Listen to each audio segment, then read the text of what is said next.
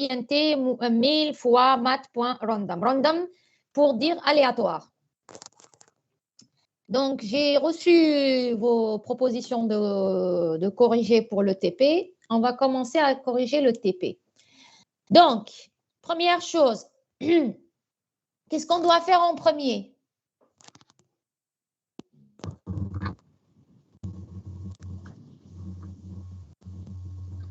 Créer nos classes. Pardon? Créer la classe. Oui, il est clair qu'on ne peut pas faire écrire un programme si on n'a pas une classe. Donc ça, c'est bon. Ensuite, qu'est-ce qu'on doit faire à l'intérieur de la classe? Qu'est-ce qu'on doit faire en premier lieu? On déclare une liste, array list. D'accord, très bien. On déclare une array list, OK, qui va contenir les valeurs. Ensuite, qu'est-ce qu'on doit faire? On lit la valeur n. Exactement, on doit d'abord lire la valeur de n. N.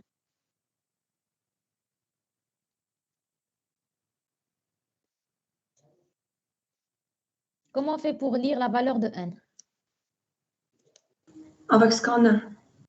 Oui, on peut utiliser un scanner. On vous dit dans l'énoncé,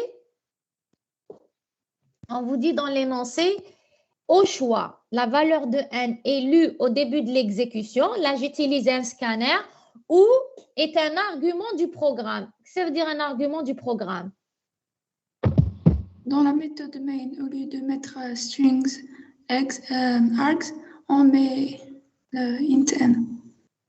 Oui, mais comment je fais? Dans oui? Le paramètre. On met comme paramètre de la méthode principale.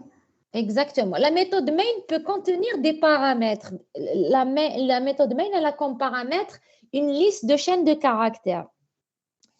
Comme c'est la première méthode qui va être exécutée d'un programme. Donc, on ne va pas l'appeler à partir d'une autre méthode en lui donnant la valeur de n. Donc, c'est pour ça que vous allez dans les paramètres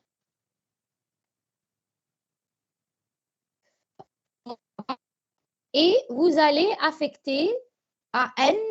Alors, en fait, vous allez saisir une valeur entière qui va représenter la première valeur de notre chaîne de caractères du main. Alors, ensuite, une fois qu'on a lu le n, qu'est-ce qu'il nous reste à faire? Remplir la liste. Voilà, comment? Avec une boucle for. Très bien, exactement. Donc voilà, on a répondu à l'exercice numéro 1, du moins pour la première partie. Donc au départ, on vous dit la valeur de n est lue grâce au scanner et on utilise linked list. Donc pour pouvoir utiliser le scanner, on rajoute le import java utile.scanner. Alors dans le main, on aura une instance de la classe scanner et lire la valeur de n à partir du clavier. Donc, S, scanner S égale new, scanner system.in pour lire. Et int n reçoit s.next int. C'est ce qui nous permettra de lire la valeur de n. Ensuite, comme vous l'avez dit, donc on a notre programme. Donc, on rajoute, puisqu'on utilise une linked list, on rajoute... on va importer java.util_linked_list. Alors, pardon, il manquait quelque chose. Une collection triée. Maintenant, comment je fais pour trier ma collection?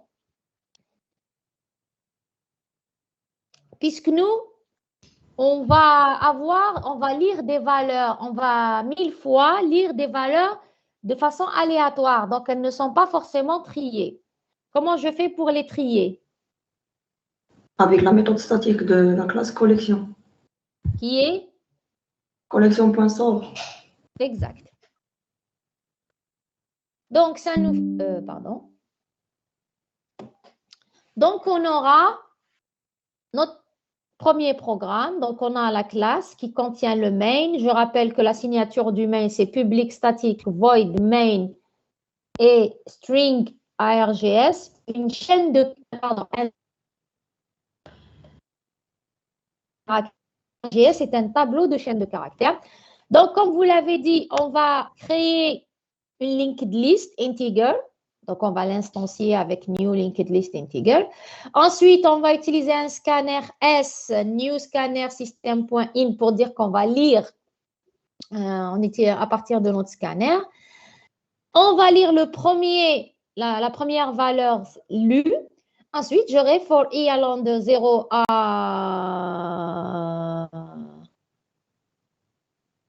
n, qui est le nombre de caractères. Je vais avoir j, on va math.random et on va ajouter la valeur de j qui est le résultat de la méthode math.random à notre liste. Une fois qu'on a notre liste, on va la trier avec la méthode sort. Donc, on va trier L, notre linked list, et on va afficher L. Je rappelle que L, qui est une linked list, la méthode toString de L, elle est prédéfinie de L. En fait, c'est de L.toString et qui est prédéfini, c'est un crochet. Après on appelle le toString de chaque objet de la liste séparé par des virgules. Et comme les objets de notre linked list integer, c'est des entiers, donc l'integer.toString va nous afficher la valeur, la chaîne de caractères associée à la valeur de l'entier. Est-ce que c'est bon ici? Est-ce que c'est OK? Oui? Oui? Oui, madame. C'est bon? Tout le monde est d'accord? Attendez, je vais regarder le chat pour voir si vous êtes tous d'accord. Tout le monde est d'accord. Alors, maintenant, je reviens à mon énoncé. Imaginons que puisque j'ai le scanner system.in, il va lire à partir du clavier. Je suis un être humain qui peut se tromper. Et si je saisissais autre chose qu'un entier, qu'est-ce qui va se passer? Une exception.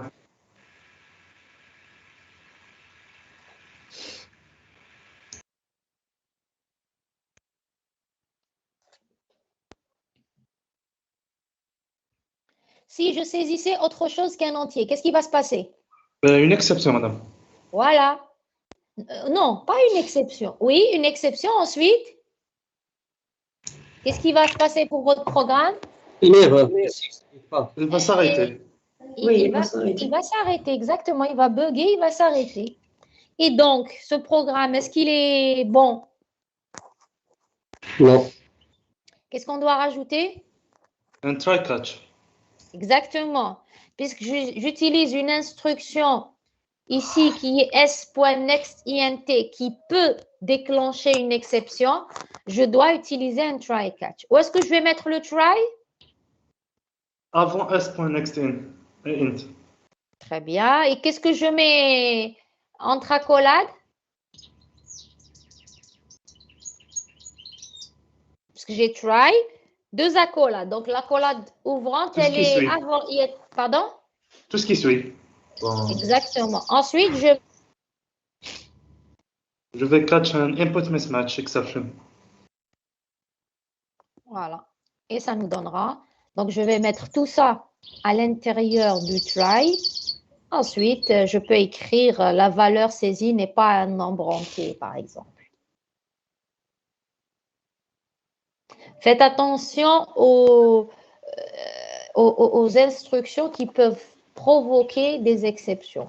Ici, dans notre cas, on se dit, bon, c'est bon, mon programme, il est bon, j'arrête ici. Mais en fait, il y a toujours le risque de l'erreur humaine. Nous sommes des humains. L'être humain peut se tromper, peut être distrait. Donc, on doit tenir compte de ça lorsqu'on écrit un programme. On passe à la deuxième partie. Madame, s'il vous plaît. Oui? C'est quoi la collection PowerSort? C'est quoi l'instruction? L'instruction, alors, collections est une classe qui contient une méthode statique sort. Donc, statique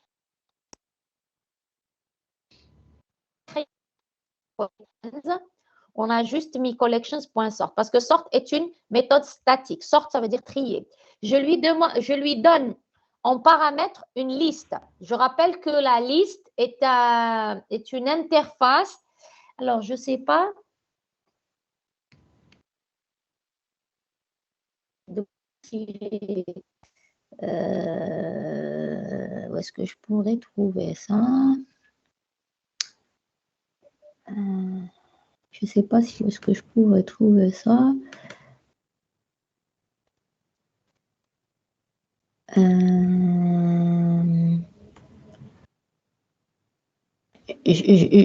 ne me rappelle pas. Je cherche juste pour vous rappeler. Alors, est-ce qu'il y a ici les collections? Oui, mais ça, c'est un ancien cours qui n'est pas correctement organisé. Donc, il est possible que je n'ai pas.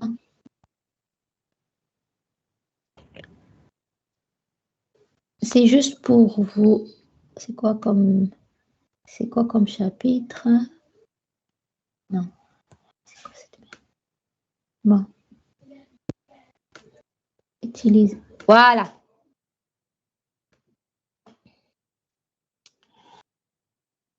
Vous avez déjà vu ce schéma? Oui. Qui Oui. relation. Voilà. Donc, j'ai les listes, qui est une interface. J'ai les sets, les ensembles. J'ai les maps. Alors, map, je ne sais pas comment on le traduit en français, en carte.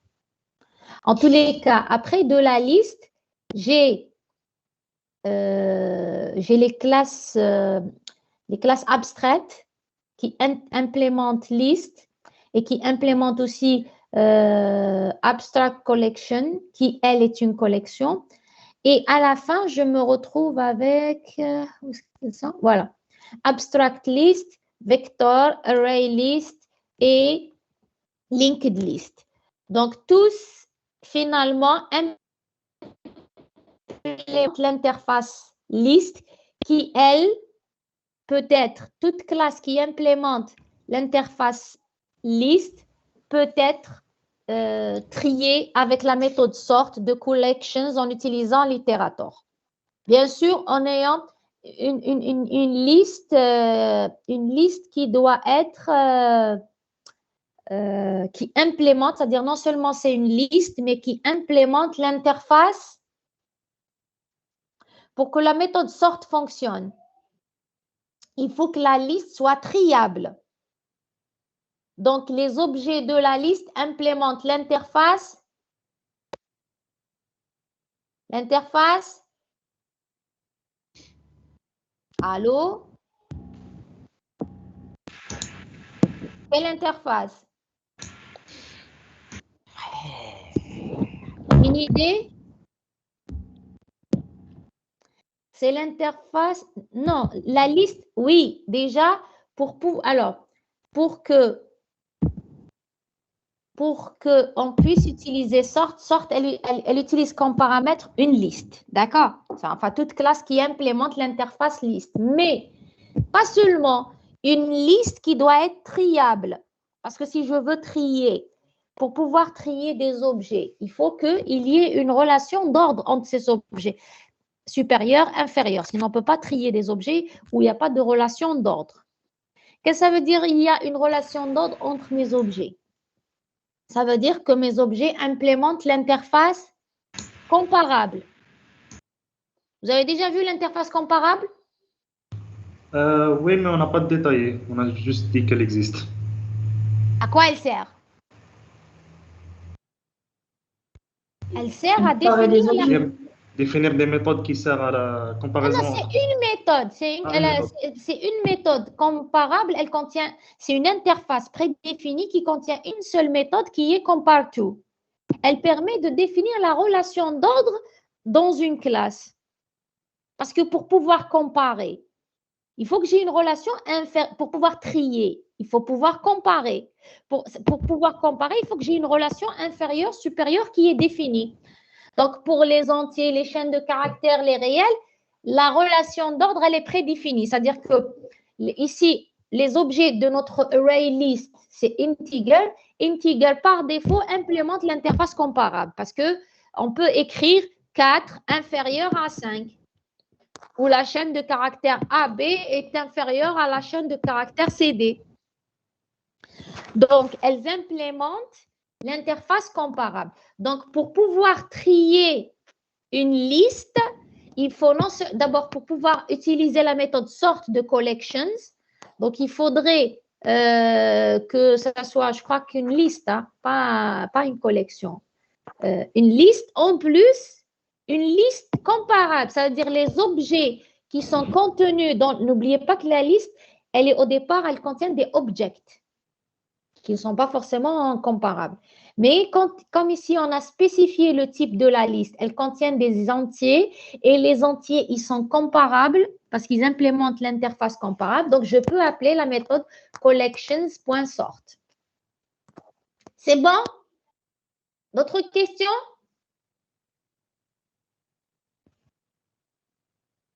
J'ai répondu à votre question, monsieur Coupure.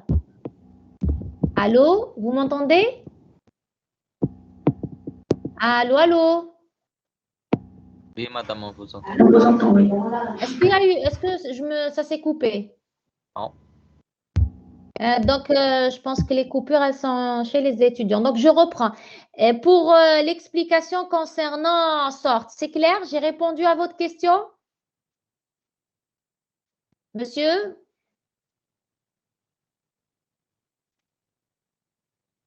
Bon, alors j'avance. Je passe à la deuxième partie. Dans une deuxième version, la collection est une sorte de set, c'est-à-dire H7.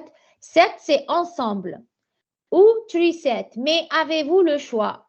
Si bien qu'elle est constamment triée. Donc, déjà, on vous dit dans la deuxième version, je n'utilise pas une array list, mais un set, soit H7, soit tree set, pour que la structure soit constamment triée. Alors, qu'est-ce que j'utilise? H7 ou tree set? Tree set. Pourquoi? Tree set. Pourquoi? Car elle est pré-triée. Je sais pas comment. Exactement, c'est-à-dire by design, par définition, elle est triée. Donc, j'utiliserai le tree set. Qu'est-ce qui va changer dans ce programme?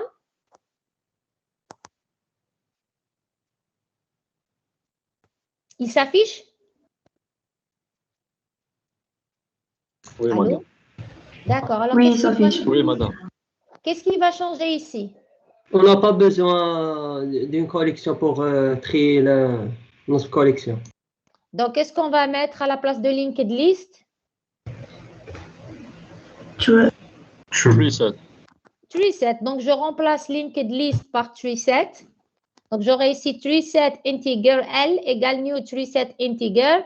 J'utilise toujours le scanner. Ensuite, try intn égale s.next for i allant de i inférieur à n, i++, intj 1000 fois mat.random, l.add. Ensuite, On affiche directement. voilà, je supprime collections.sort parce que le tree set,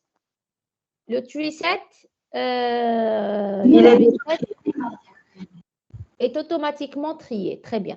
Maintenant, si je voulais ne pas utiliser, je ne veux pas utiliser le scanner pour la deuxième version, mais je voudrais lire la valeur de n comme étant un paramètre du main. Qu'est-ce qui va changer?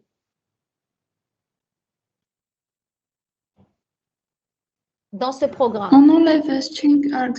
On met int n et on enlève le scanner. J'enlève le string args ici?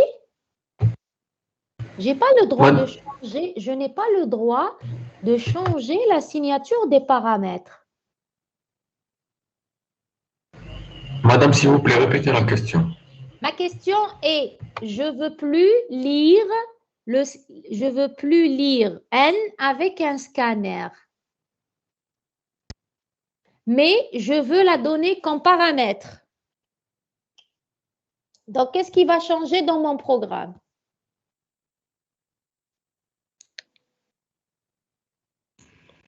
On n'a plus besoin du scanner. Oui, ça c'est clair. Mais qu'est-ce que je mets Oui, effectivement, j'ajoute import Java util tree set si je utilise le tree set. Donc, comment je fais pour lire à partir de... Comment je peux donner n comme paramètre? Madame, on ajoute une méthode. Laquelle? N'importe laquelle. Méthode remplir tree set. Pourquoi faire? Je Madame, on veux... met le paramètre de n.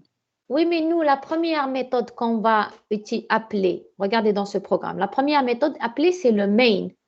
Et c'est avant l'exécution du main que je dois donner la valeur de n. Je vais la donner en allant à run, configuration, et je mets, alors, c'est noté si je ne me rappelle plus. Donc, dans cette version, pardon? Madame, on la met en argument en string, Oui. après on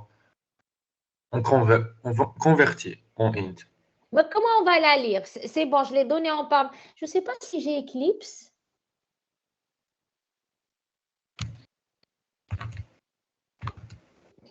Madame, il y a un tableau d'arguments, on met dans le derrière. Ok, très bien. Ensuite, comment je vais l'utiliser? Madame, à l'exécution. À l'exécution, Oui. on écrit les arguments et on lance le programme. Comment? Donnez-moi exactement l'instruction à écrire. Madame, int1 reçoit le tableau d'arguments, le paramètre نديروه 1 خاطر عندنا un seul élément dans le tableau d'arguments. 0, pas 1. 0. 0, le premier élément. Voilà, le premier élément, c'est 0. Donc, je garde cette écriture string tableau de chaîne de caractères ARGS. C'est mon paramètre, c'est un tableau de chaîne de caractères. Et je vais lire la première valeur de ce tableau ARGS. Donc, je récupère ARGS de 0. Donc, alors...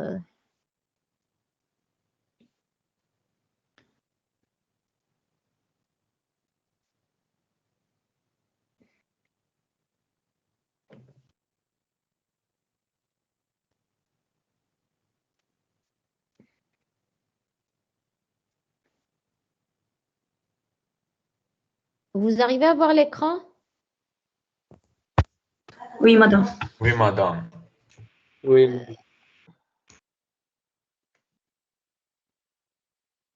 Bon, je n'ai pas créé de fenêtre. En tous les cas, c'est là dans le run configuration que vous allez ajouter votre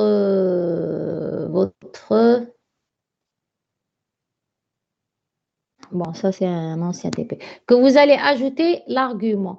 Donc, qu'est-ce que j'aurai donc, j'ai ici, dans cette version, la valeur de n est donnée en paramètre de la méthode main.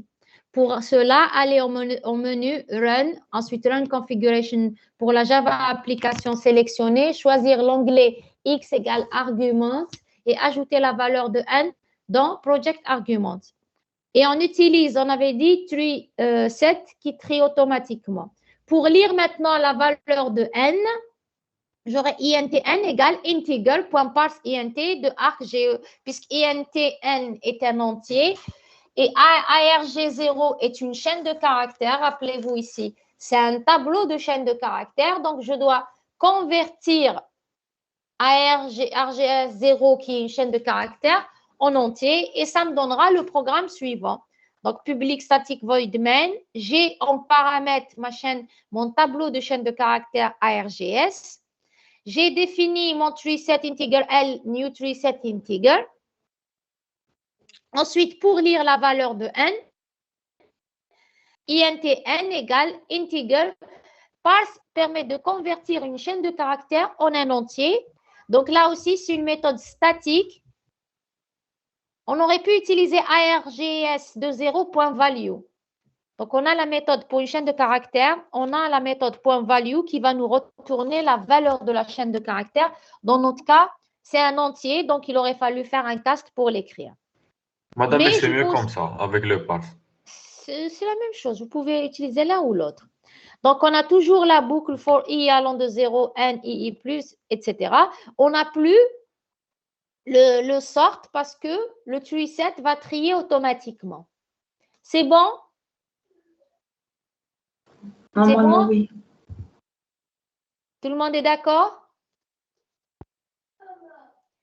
Et si j'avais saisi une chaîne de caractères dans ARGS0 qui n'était pas un entier? Allô? Je suis... Donc, on doit aussi ajouter Oui, le trackage. madame. Oui, bien sûr. Bien sûr, parce que dès que vous utilisez une méthode, c'est quoi random math? C'est quoi math.random? Math.random est une méthode. Alors, le terme random veut dire aléatoire. C'est une méthode statique de la classe math qui permet de récupérer un entier aléatoire.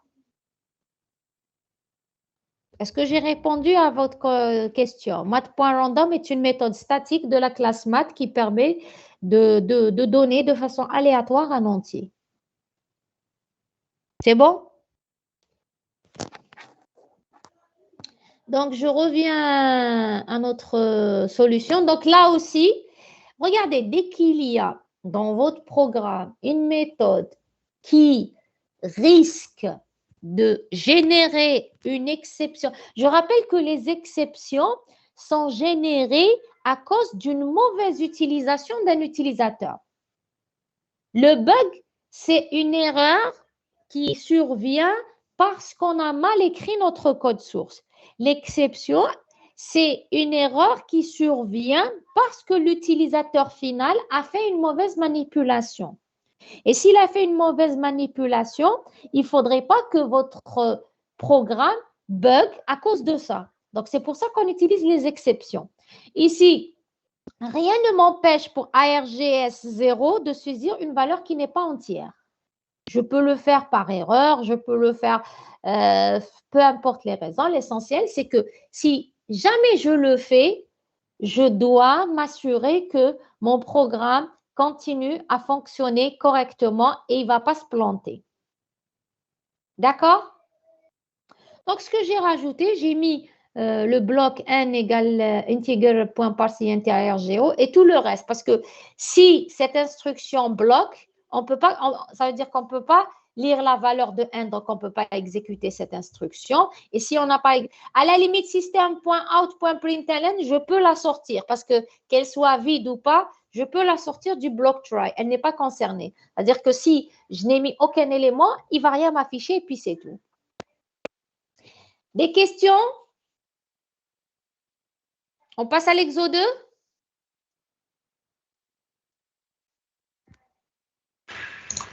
Normalement, oui.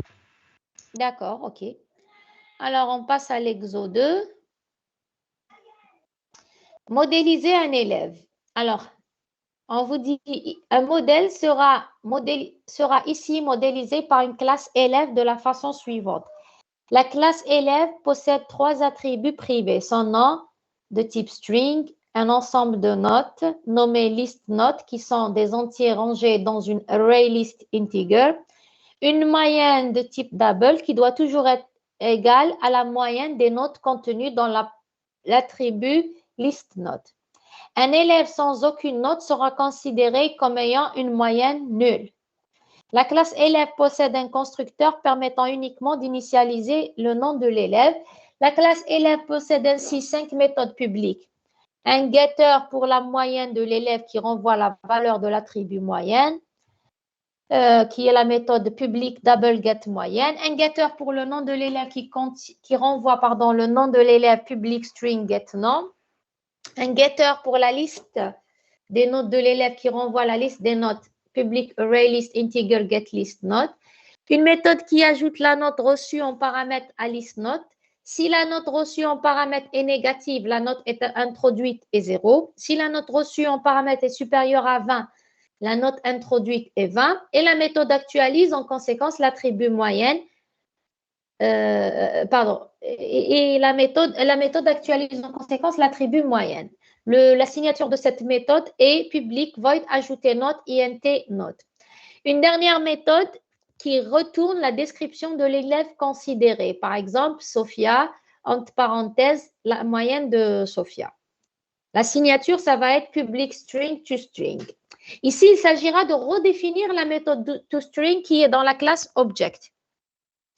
On ne va pas créer une nouvelle méthode toString, mais on va redéfinir la méthode toString qui est dans la classe object. Pourquoi?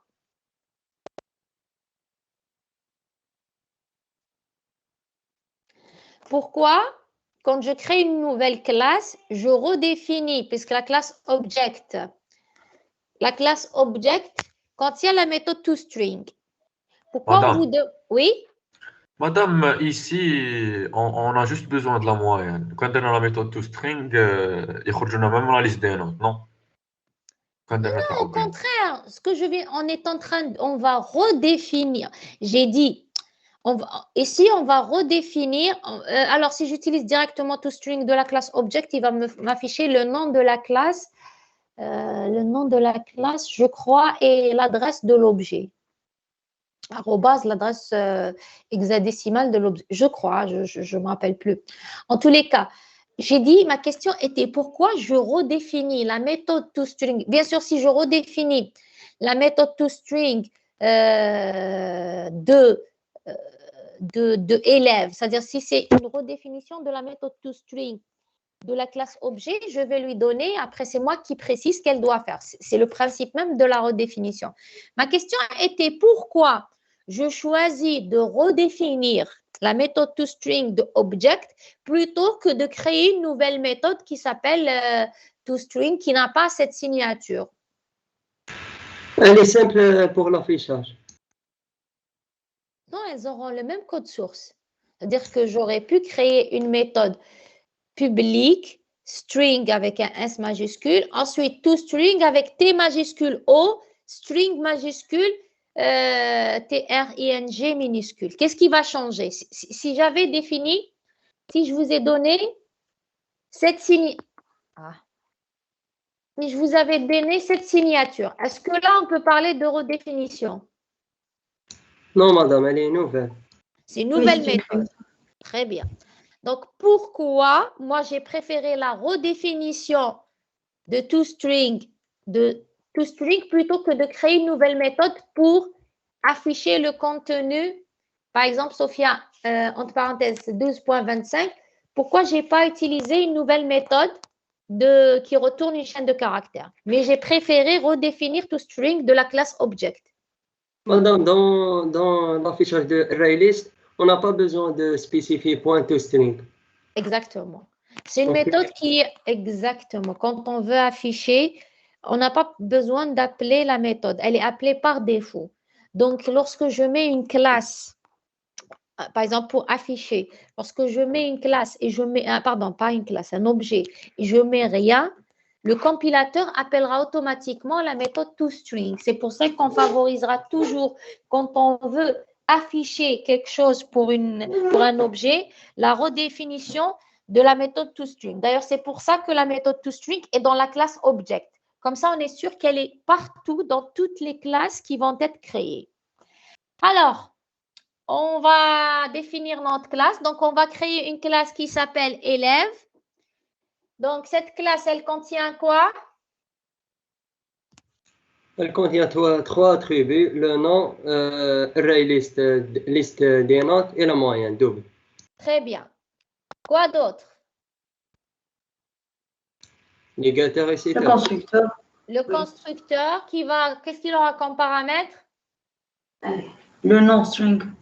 Une chaîne de caractères. Très bien. Ensuite, on a la méthode public double get moyenne. Qu'est-ce qu'elle me permet d'avoir? Le corps de public Retourner la moyenne. La moyenne, madame. Elle va la calculer avant et la retourner. D'accord. Non, on ne la calcule pas. Non, on ne la calcule pas. On n'a pas besoin de la calculer ici parce que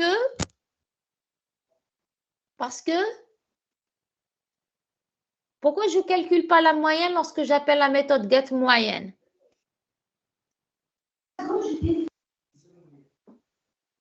Parce que c'est on va prendre égal. des notes.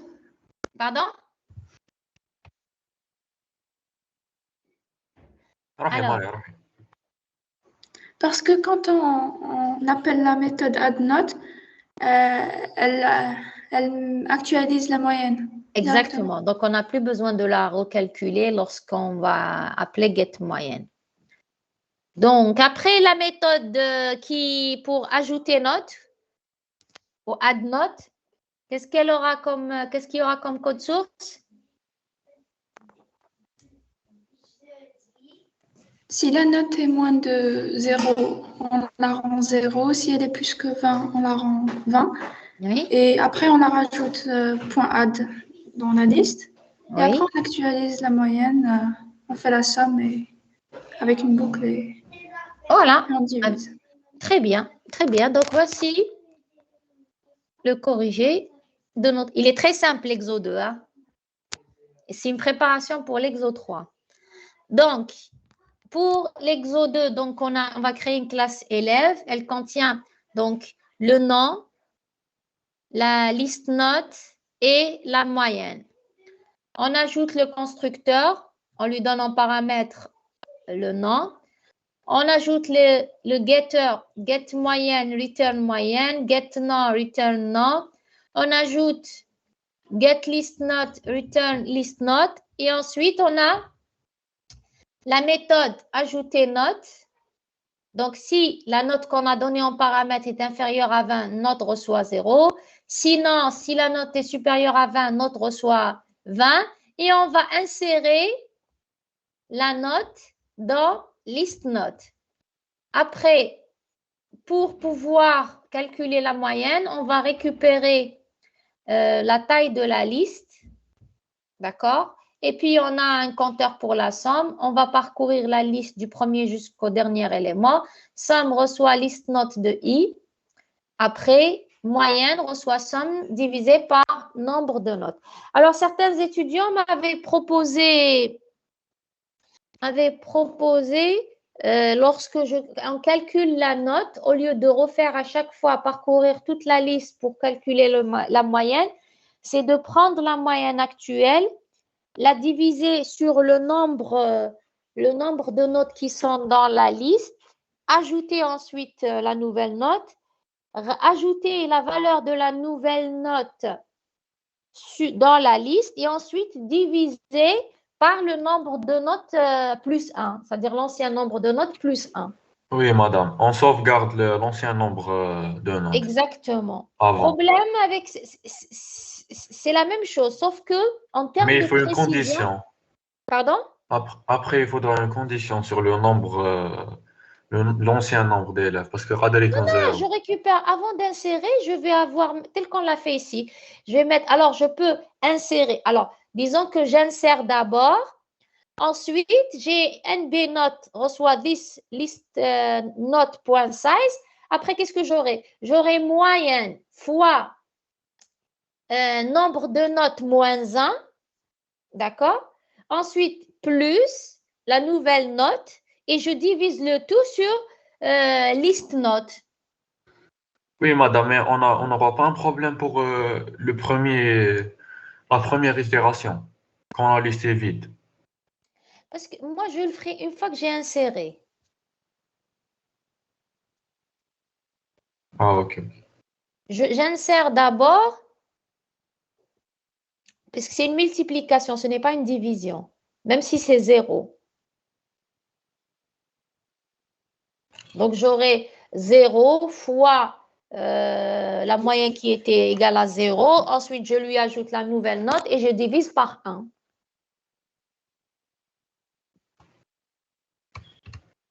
Mais le problème avec cette façon de faire, c'est que ce n'est pas très précis parce qu'à force de diviser, de multiplier, on va perdre à l'arrondi. À chaque fois, on va arrondir, le système va arrondir. Donc, on n'aura pas la même précision que si on devait reparcourir toute la liste à chaque fois et calculer la moyenne en faisant la somme de toutes les notes et je divise. Mais même la deuxième solution est acceptée. Donc, qu'est-ce qui nous restait après? Il nous reste juste à faire la méthode toString. Donc, j'ai public string toString et là, j'aurai return le nom plus les parenthèses, la moyenne et une parenthèse fermante. Donc, j'aurai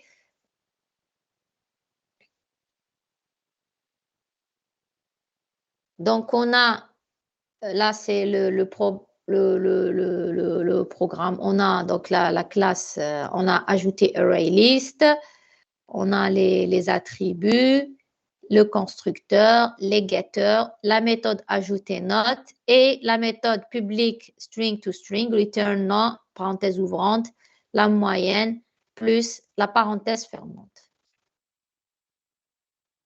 On vous a demandé ensuite la dernière question, c'était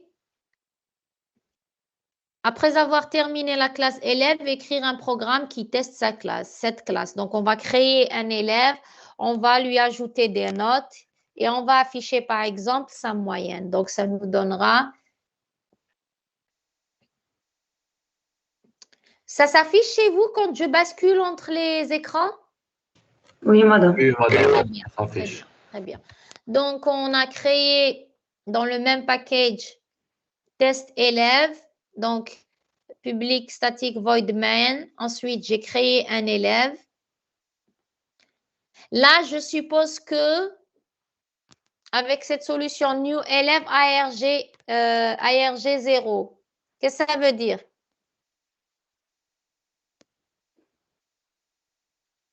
Que veut dire cette instruction? Élève new, élève ARG 0. Madame, ça veut dire qu'on va passer le nom de l'élève en argument. Exactement. Exactement. Donc, on a une boucle, en fait, pour ajouter des notes. Ça veut dire que dans ce tableau, on a donné le nom plus des notes. On a tout donné en paramètres. Parce que je m'arrête à arg.length, ça veut dire que je parcours tout le tableau ARG. Ça veut dire que le tableau ARG contient le nom de l'élève plus les notes de l'élève. Et après, je vais lire les valeurs de mon tableau. Je vais les ajouter à élève. Et ensuite, on va afficher moyenne de élève.getName, de points plus get moyenne. On aurait pu faire directement system.out.println élève. Il aurait affiché le nom de l'élève et sa moyenne. Alors là aussi, puisque je fais un parse int, je dois rajouter les exceptions. Donc, j'avais mis ajouter le traitement pour gérer les exceptions parce que j'utilise un parse int avec un argument qui est une chaîne de caractères et on n'est pas sûr que la chaîne de caractères saisie est une note. Des questions? Des questions sur ce qu'on vient de faire? Allô? J'ai une question. Oui? Est-ce qu'il existe un problème si on fait comme j'ai fait, on calcule la moyenne dans get moyenne et pas dans ajouter une note? C'est pas que ça soit un problème. Le problème ici, c'est que vous ne répondez pas à l'énoncé. Parce que dans l'énoncé, on vous dit clairement que la méthode actualise en conséquence l'attribut moyenne. C'est-à-dire que là, ça fonctionne tel que vous l'avez fait, mais ça ne répond pas à notre énoncé. Vous devez tenir compte de l'énoncé qu'on vous donne. Et oui, c'est vrai, j'ai pas la vue. Voilà, c'est tout. Mais sinon, ça fonctionnera. C'est-à-dire que le problème,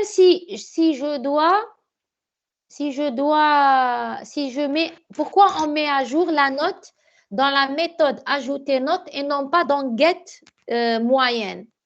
Supposons que c'est-à-dire que pour vous, à chaque fois que je veux lire, à chaque fois que j'appelle get moyenne, je calcule la moyenne. Mais si moi, j'utilise la moyenne dans une méthode interne à la classe élève, alors que je n'ai pas appelé get moyenne. Donc, je n'aurais pas calculé la moyenne et j'aurais eu une moyenne une moyenne erronée. Donc, c'est pour ça qu'à chaque fois que j'ajoute une note, je calcule la moyenne pour être sûr qu'à chaque fois que je lis la note sans utiliser get moyenne, j'aurai la bonne valeur. Oui, Vous avez d'accord. compris? Oui. Parce que si vous le faites avec get moyenne, qui va l'appeler? C'est un objet qui n'est pas de la classe élève. Par exemple, la classe qui, alors la méthode main peut l'appeler get moyenne, ou un objet qui n'est pas de la classe élève, mais un objet qui est de la classe élève, il n'a pas besoin d'appeler get moyenne pour lire la valeur de moyenne. Donc, il va faire directement moyenne. Et si elle n'est pas mise à jour, c'est-à-dire si elle n'est pas mise à jour à chaque fois qu'on rajoute une moyenne, mais elle est mise à jour à chaque fois qu'on veut la lire de l'extérieur, je peux la lire de l'intérieur alors qu'elle n'a pas été mise à jour. Donc, c'est pour ça que pour notre exercice, ça marche. Mais si j'avais une méthode dans la classe élève qui utilise la moyenne, on ne va pas appeler la méthode get moyenne pour lire la moyenne. On va utiliser directement l'attribut. Et là, vous risquez d'avoir une valeur de moyenne qui n'est pas à jour. C'est bon? D'accord, madame, merci. Pour les autres, est-ce qu'il y a d'autres questions?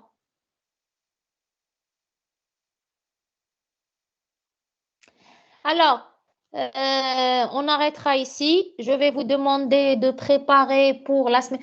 Alors, si on a un assistant de TD pour cette semaine, on va faire le TP en présentiel. Sinon, rebelote samedi prochain à 10h.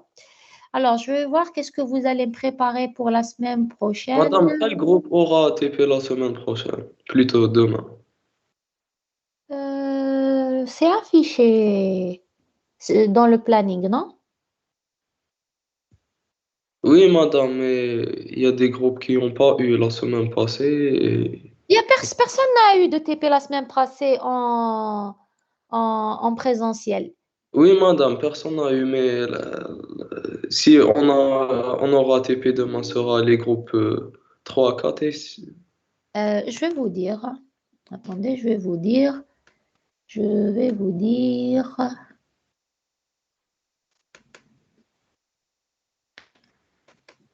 Alors, A4 ISIL, non, ça c'est L2. L2 ISIL, L2 ISIL. Ah non, ça c'est deuxième année.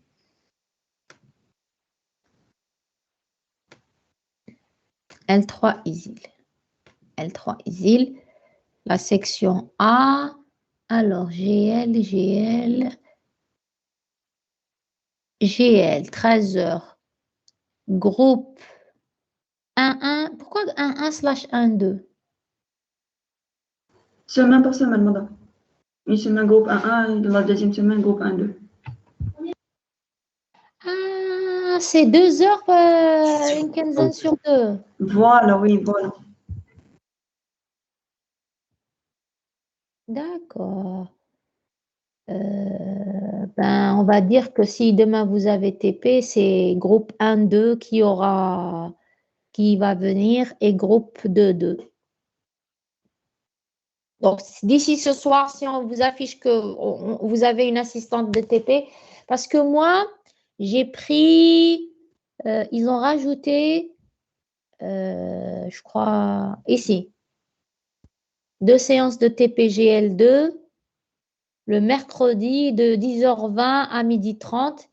Donc, si vous avez demain, je prends les groupes, parce qu'il reste 2 groupes qui n'ont pas de TP. C'est ça? Oui, madame. Donc, Oui, les madame. 2 groupes qui n'ont pas de TP, ils seront le mercredi de 10h20 à 12h30. Donc, d'ici ce soir, Madame, si on... ce créneau est déjà pris. Ils ont... on a changé. Mercredi à 10h à 12h, c'est déjà pas pris moi par qui ai TP Camping. proposé. Regardez, c'est l'administration qui m'a envoyé ça. Hein. Donc, après, pour l'instant, vous n'avez pas encore d'assistant de TP. Donc, si d'ici ce soir, on ne vous affiche rien,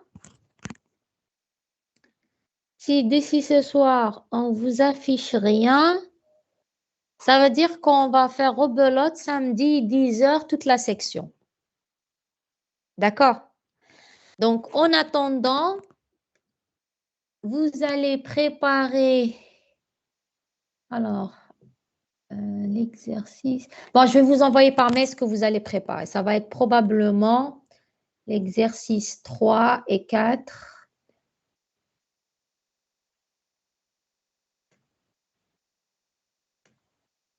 Voilà, 3 et 4 probablement. Et peut-être que je vais rajouter une question à l'exercice 4. OK, on arrête ici. Si vous n'avez pas de questions, on arrête ici. Est-ce que vous avez d'autres questions? Des questions? Non? Non, Alors, madame. merci pour votre attention. Donc, on se revoit mardi. Merci à vous, madame. Mardi 13h30 pour le TD. Sauf si vous préférez inverser, mais on va dire mardi 13h30 pour le TD. Donc, je vous avais demandé de préparer l'exo 3 et les questions 1, 2, 3 de l'exercice 4. Voilà. Oui. À mardi, Inch'Allah. Allez, au Inch'Allah, revoir. merci, Bon week-end. madame. Au revoir. Ah, merci, madame. Madame, on Merci, peut faire madame. le jeudi. صراحة. لا روح. معليش. ما تضحكش.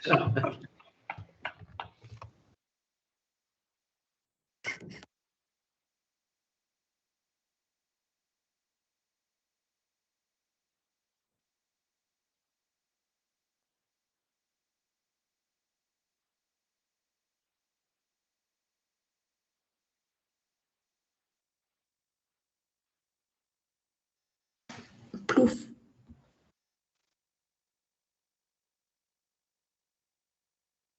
نقراو درك ريزو ولا ما كاش؟ Normalement anglais على 5. على أونجلي 5. 5.